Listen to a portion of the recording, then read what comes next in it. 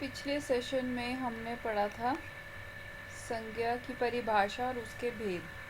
इसके तीन भेद हैं: व्यक्तिवाचक, भाववाचक और जातिवाचक।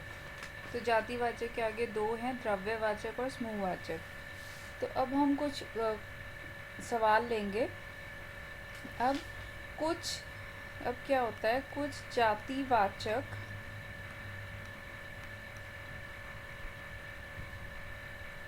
शब्द जो हैं वो बन जाते हैं व्यक्तिवाचक संज्ञा।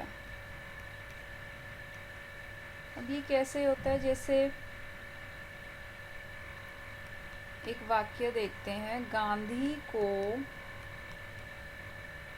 जी को राष्ट्रपिता कहा जाता है। तो अब इसमें गांधी जी देखा जाए तो क्या, ये एक सरनेम है।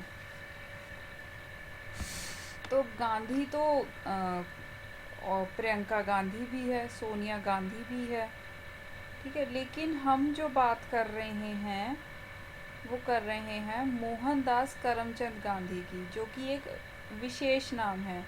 तो ये आएगा हमारा व्यक्तिवाचक संज्ञा में। फिर हैं कुछ ऐसे शब्द हैं जो व्यक्तिवाचक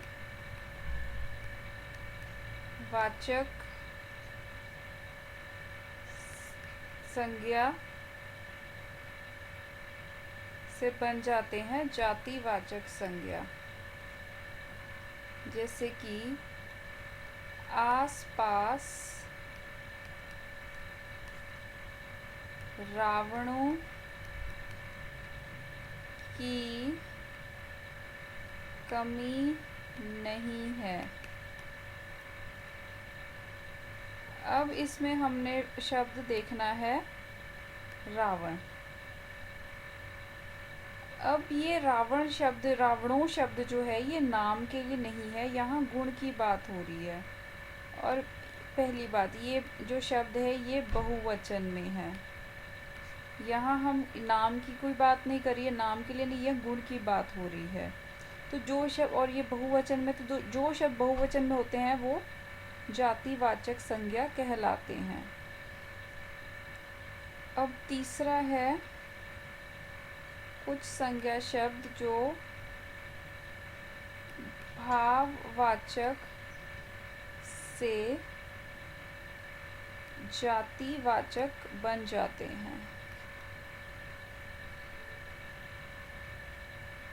जैसे कि बुराइयों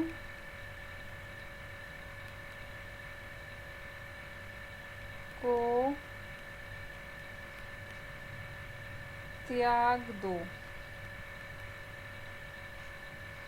फिर एक दूसरा वाक्य लेते हैं, मनुष्यताओं से विहीन है।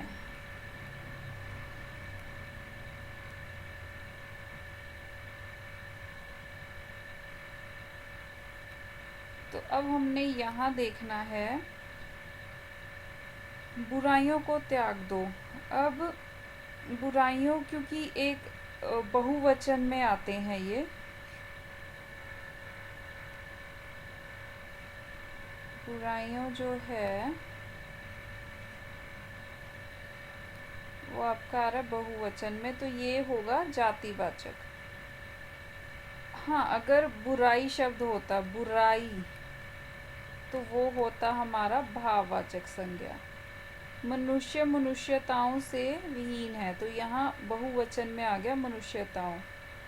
अगर हम बात करते मनुष्यता की, तो यह एक भाव होता।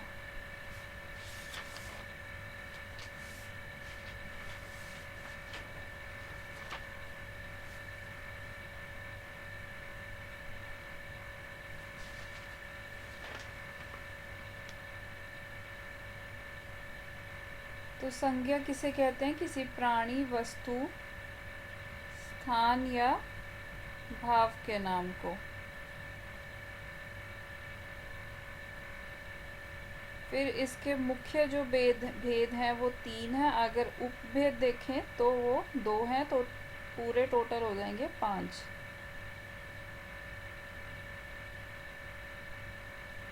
अब मैं कोई हम वाक्य लेते हैं, बच्चा, पर्वत, नदियाँ, ये सब आता है हमारा जातिवाचक में। बिल्ली, चिड़िया, ये संज्ञा है, ये प्राणी, किसी प्राणी का नाम है। जैसे संज्ञा के हम वो लेते हैं वाक्य, तो इसमें हमारे पास आ जाएगा जैसे घोड़ा, लड़का, पर्वत, राहुल।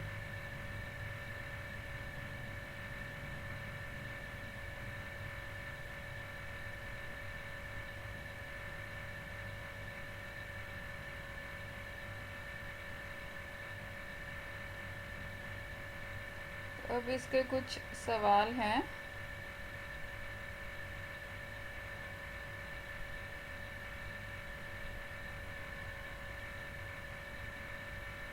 निम्नलिखित शब्दों के संज्ञा भेद बताइए।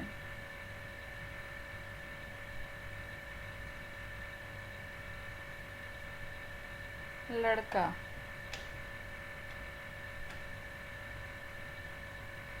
व्यक्तिवाचक, जातिवाचक, भाववाचक या समूहवाचक। अब लड़का किसी के लड़के एक नाम की बात तो हो नहीं रही है, तो ये व्यक्तिवाचक तो नहीं होगा।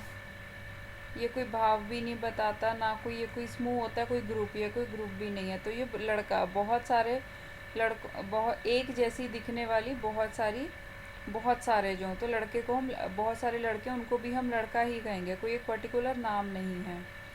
फिर है दिल्ली। अब यहाँ एक शहर की बात हो रही है। अब अगर हम जातिवाचक बोलते, तो जातिवाचक मतलब जैसे शहर बोलती अगर मैं अकेला, हमें नहीं पता कौन सा शहर है ना, तो वो होता जातिवाचक। लेकिन यहाँ एक पर्टिकुलर शहर का नाम दिया गया। भाव, दिल्ली कोई भाव नहीं दर्शाता, ये कोई ग्रुप नहीं है, तो ये होगा व्यक्तिवाचक। ममता यानी कि जो माँ का जो प्यार होता है उसे ममता कहते हैं। तो ये एक किसी का नाम नहीं है, ये वो नाम वाला ममता नहीं है। जातिवाचक, ये कोई उसकी बहुत सारी चीज़ों का भी नाम नहीं है, कोई ग्रुप नहीं है, ये माँ के भाव को दर्शाता है, ममता। फिर आता है अगला,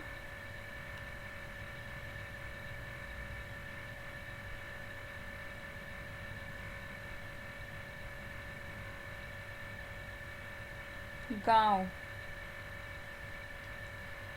गांव हमें, अब गांव का नाम हमें नहीं पता है।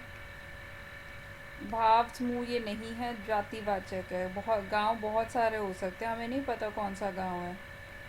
अब है पुस्तक। पुस्तक अब एक जैसी दिखने वाली बहुत, अब हर पुस्तक को हम पुस्तक ही कहेंगे। पुस्तक का कोई नाम, ये कोई हमें कोई पर्टिकुलर पुस्तक तो बता ही नहीं कि अंग्रेज़ी की है या हिंदी की है या मैथ्स की है। ये कोई भाव नहीं दर्शाता, किसी ग्रुप का नहीं है, तो ये हो जाएगा जातिवाचक। सुंदरता किसी का नाम नहीं है, ये कोई एक वस्तु तो है नहीं, कोई ग्रुप नहीं है, ये भाव दर्शाता है, ब्यूटी, कि वह कितनी सुंदर है, ये एक भाव है। बाइबल, भाव और समूह नहीं है ये।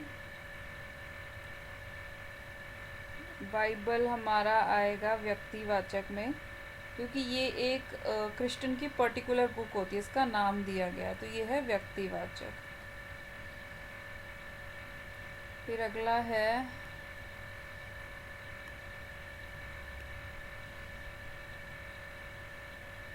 भवन। व्यक्ति, जाति, भाव, समूह। अब भवन तो बहुत सारे होते हैं, हमें नहीं पता कौन सा भवन है। भवन यानी पैलेस, बहुत सारे पैलेस होते हैं। भाव समूह तो हमें नहीं पता। फिर है परिवार। अब जाति परिवार, हमें किसी उसका कोई पर्टिकुलर हमें नाम तो नहीं दिया कि इस किसी का नाम नहीं दिया है, तो जातिवाचक यानी कि एक जैसी दिखने वाली बहुत सारी चीज़ें, ऐसा कुछ नहीं है, कोई वस्तु तो है नहीं, भाव तो कोई दर्शाता नहीं है, ये ग्रुप। अब परिवार में बहुत जैसे मामा, दादा, चाची, नाना, ये एक मिलकर एक समूह बनाते हैं जिसमें बहुत से लोग हैं, तो ये समूहवाचक है। फिर आता है पशु। व्यक्ति, जातिवाचक, भाववाचक, समूहवाचक। अब पशु का कोई इन्होंने नाम तो हमें दिया नहीं है, तो ये आ जाएगा बहुत सारे जातिवाचक। जितने भी पशु हैं, जैसे कि उनको हम इकट्ठा एक ग्रुप में पशु ही कहते हैं। ओके गाइस, सो यहाँ तक थे इसके सवाल। Thank you.